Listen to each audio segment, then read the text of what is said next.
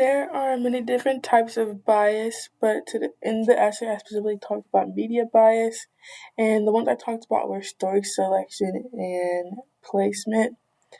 I feel like in the two articles for story selection, you could see in the more Republican article, they wouldn't select any of the stories of with concrete evidence of any of the bad things President Trump actually did.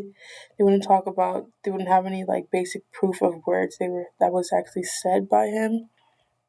We'd kind of just be talking about his character and what that maybe he could do better on certain things and to like put hope in him, but they wouldn't actually discuss the stuff that he's done that take away from hope.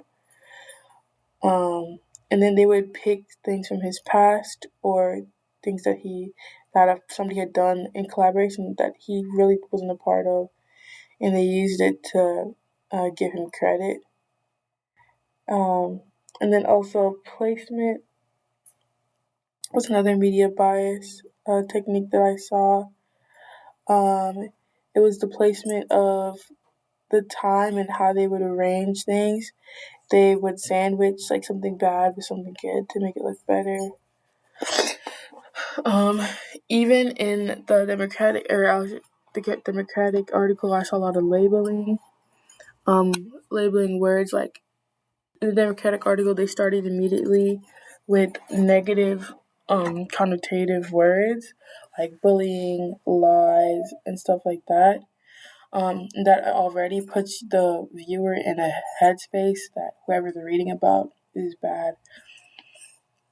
And in this case, it was President Trump. And so that's why I feel like with these two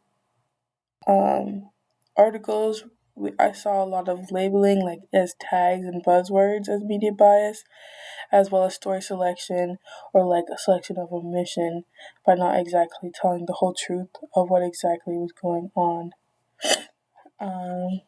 Yeah.